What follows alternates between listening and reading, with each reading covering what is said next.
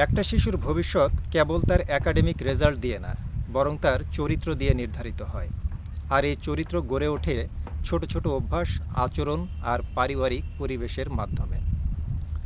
আমরা অনেক সময় ভাবি ও তো ছোট, বড় হলে শিখে যাবে। কিন্তু জীবনের প্রথম 5 বছরেই শিশুর মস্তিষ্কের সবচেয়ে গুরুত্বপূর্ণ ভিত্তি তৈরি হয়, এবং ভালো অভ্যাস শেখানোর সুন্দর সময় 1 থেকে 7 বছর। তাই এই সময়টাতেই কিছু গুরুত্বপূর্ণ মূল্যবোধ, ইংরেজিতে যেটাকে আমরা বলি ভ্যালুজ, শেখানো সবচেয়ে জরুরি। যেসব মূল্যবোধ শিশুকে শেখানো প্রয়োজন তার মধ্যে অন্যতম হল ইন্টেগ্রিটি, অর্থাৎ সততা ও নৈতিকতা। শিশুকে শেখানো দরকার কেউ না দেখলেও সঠিক কাজটা করতে হবে। ভুল করলে সেটা স্বীকার করা সাহসের কাজ। আপনি যদি নিজের ভুল স্বীকার করেন, শিশুও সেটা শিখবে। আর যদি দেখে ভুল করেও আপনি নিজেকে গলার জোরে সঠিক প্রমাণ করতে চান, তাহলে সেও সেটাই শিখবে। এই গুণটা আমাদের অনেকের নেই। ভুল করে আমরা মানতে নারাজ। শিশুকে শেখাতে হবে সত্যবাদিতা। শিশু যেন ভয় না পেয়ে সত্য বলতে পারে, এজন্য শাস্তির ভয় কম দেখাতে হবে। নিরাপদ পরিবেশ বেশি দিতে হবে। অতিরিক্ত শাস্তি নির্ভর শাসন দিলে বাচ্চা লুকিয়ে অন্যায় করে। শিশুদেরকে শেখাতে হবে সম্মান কিভাবে করতে হয়। বড়দের, ছোটদের, সাহায্যকারীদের সবাইকে সম্মান করা শেখানো অত্যন্ত জরুরি।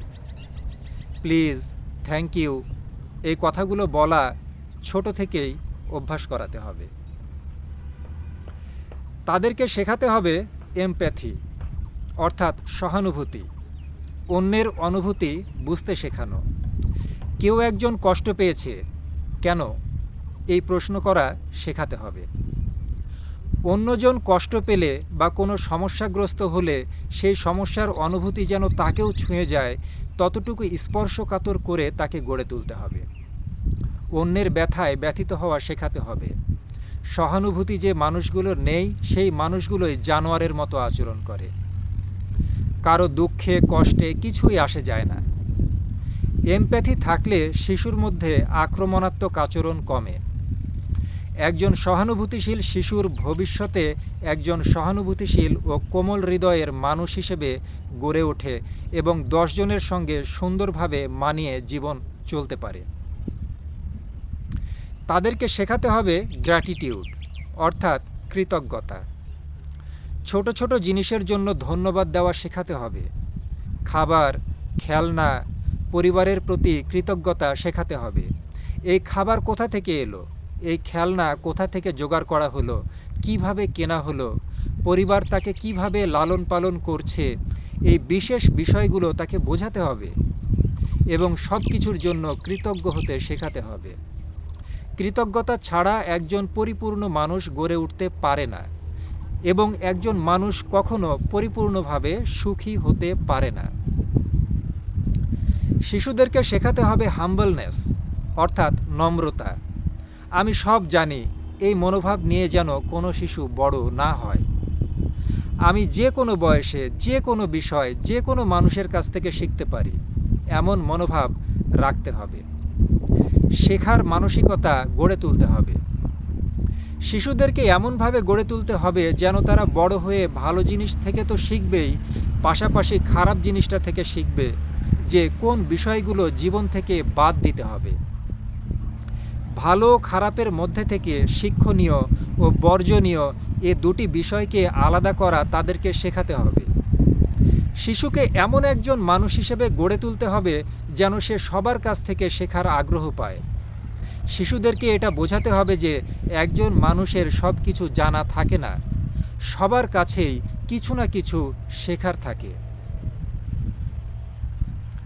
তাদেরকে শেখাতে হবে ফরগিভনেস, অর্থাৎ ক্ষমা করার মানসিকতা। সরি বলা যেমন জরুরি, তেমনি ফরগিভ করাও জরুরি।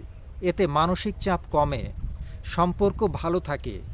মানুষ যদি ক্ষমা করতে না শিখে, তাহলে বুকের ভেতর এক অসহনীয় ভার বহন করতে করতে একসময় নিজেই সে মানসিক রোগীতে পরিণত হয়। তাই ক্ষমা করা যে মহৎ গুণ, সেই গুণে তাদেরকে গুণান্বিত করতে হবে। তাদেরকে শেখাতে হবে পালা মেনে চলা ও ভাগাভাগি করা, খেলনা শেয়ার করা, অপেক্ষা করা শেখা। এটা সোশ্যাল স্কিল ডেভেলপমেন্টের জন্য খুবই গুরুত্বপূর্ণ। বাচ্চারা মিশলে প্রথম ঝামেলা হবে, তবে সেই বলে মিশতে দেবেন না, শেয়ার করা শেখাবেন না, এমন কাজ করবেন না। বাচ্চাদেরকে এটা শেখানো খুবই গুরুত্বপূর্ণ যে কিভাবে কোনো কিছু শেয়ার করতে হয়। শেয়ার করা শিখলে তারা সামাজিক ভদ্র মানুষ হিসেবে বেড়ে উঠবে। তাদেরকে শেখাতে হবে যে কিভাবে অপেক্ষা করতে হয়, তাহলে তারা ধৈর্য ধরা শিখবে। বড় হয়ে কখনোই তারা লাইন ভঙ্গ করবে না বা অন্যায়ভাবে পাশ কাটিয়ে আগে যাওয়ার চেষ্টা করবে না। তাদেরকে শেখাতে হবে রেসপন্সিবিলিটি, অর্থাৎ দায়িত্ববোধ। তাদের নিজেদের খেলনা নিজেকেই গোছাতে দিতে হবে।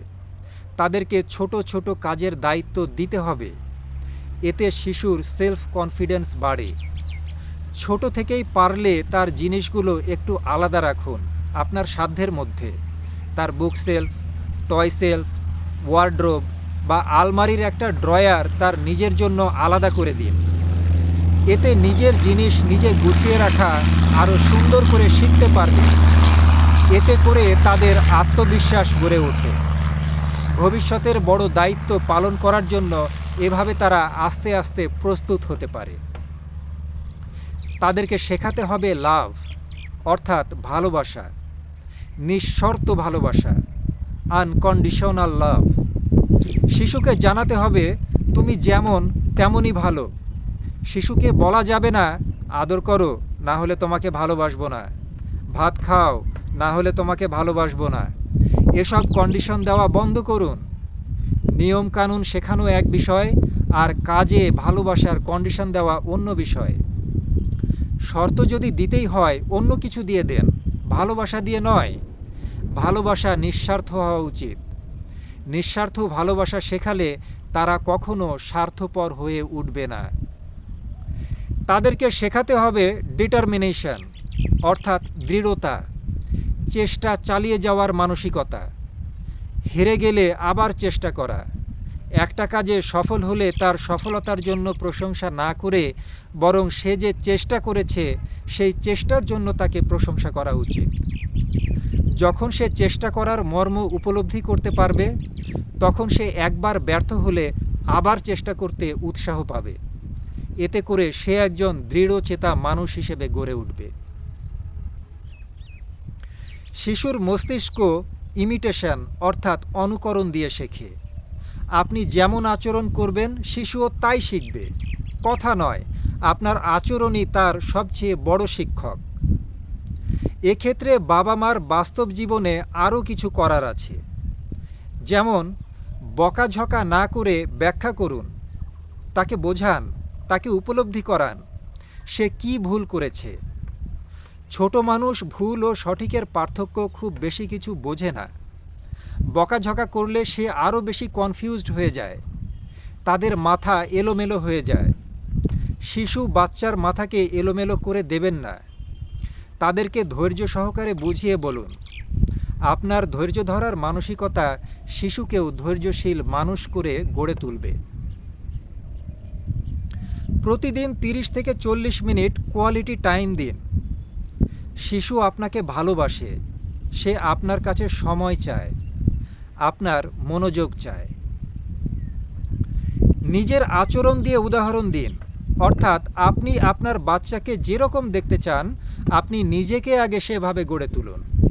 আপনি যদি চান আপনার বাচ্চা মোবাইল না দেখুক, বই নিয়ে পড়ালেখা করুক, তাহলে আগে আপনাকে বই হাতে নিতে হবে। বাচ্চাকে দেখাতে হবে যে আপনি বই পড়তে অভ্যস্ত, তাহলে বাচ্চাও অটোমেটিক্যালি বইয়ের প্রতি আগ্রহী হবে। ভুল করলে প্রথমে শাস্তি নয়, শেখার সুযোগ দিন, সংশোধনের সুযোগ দিন। তাকে বোঝান কেন ভুল হলো, ভুল করলে কি কি ক্ষতি হয়, জীবনের সঠিক কাজ করা কেন জরুরি, এগুলো বোঝাতে হবে। গুড জব না বলে স্পেসিফিক প্রশংসা করুন। যেমন তুমি সুন্দরভাবে বইগুলো গুছিয়ে রেখেছো, পড়ালেখা শেষে নিজের বই গুছিয়ে রাখা খুব ভালো একটি কাজ। এজন্য আমি আন্তরিকভাবে তোমাকে ধন্যবাদ জানাচ্ছি। অর্থাৎ অল্প কথায় ধন্যবাদ না দিয়ে সে কী কারণে ধন্যবাদ পেল তা পূর্ণভাবে ব্যাখ্যা করতে হবে। বাবা মার দায়িত্ব সন্তানকে সুন্দর একটা পরিবেশ তৈরি করে সঠিক মানুষ বানানোর সর্বোচ্চ চেষ্টা করা। আর এই চেষ্টা অবশ্যই সফল হয় যদি ছোট ছোট সকল বিষয়ে খেয়াল করে সুন্দর পরিবেশটা তৈরি করা যায়।